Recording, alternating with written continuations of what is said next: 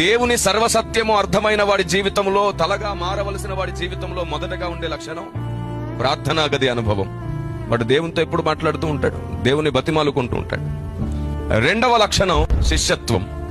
తన జీవిత కాలంలో ఎప్పుడు శిష్యత్వాన్ని మీరు, ఒకడు నిజంగా శిష్యుడైతే వాని వలన ఎప్పుడు దేవుని చిత్తం జరుగుతూ ఉంటుంది. ఇక మూడవది, ఇతడు భూమి మీద ఉన్న క్రైస్తవులందరినీ అర్థం చేసుకుంటాడు, బోధించాల్సిన దాని గురించినటువంటి చింత కలిగి ఉంటాడు.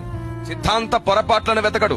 మొదట వారికి అసలు సత్య సిద్ధాంతం ఏమిటో అర్థమయ్యేటట్లు ప్రేమతోనే సత్యం ప్రకటిస్తాడు. నాలుగవ లక్షణం, ఇతడు ఎవరిని అవమానించడు, ఎవరిని కించపరచడు. ఎందుకంటే అది పరిశుద్ధాత్మ దేవునికి అసలు ఇష్టమైనది కాదు. ఇక ఐదవది, వాక్యానికి భయపడతాడు. వాక్యం చెప్పినట్లుగా ప్రతిరోజు నేర్చుకుంటాడు, ప్రతిరోజు మార్చుకుంటాడు. ఇక ఆరవ లక్షణం, మానక సువార్తను ప్రకటించే భారము కలిగి ఉండాలి. సువార్తను వినబడేటట్లు కాదు, అర్థమయ్యేటట్లు సువార్తను ప్రకటించాలి. చివరిది ఏడవ లక్షణం, తన కోసమే తాను మొరపెట్టుకొనక దేవుని చిత్తం ఈ భూమి మీద నెరవేరునట్లుగా మొత్తం సార్వత్రిక సంఘం కొరకు ఇర్మియాలాగా మొరపెట్టే లక్షణం. 7 లక్షణం మీలో ఉంటే మిమ్మల్ని పడగొట్టడం సాతాను తరం కాదు.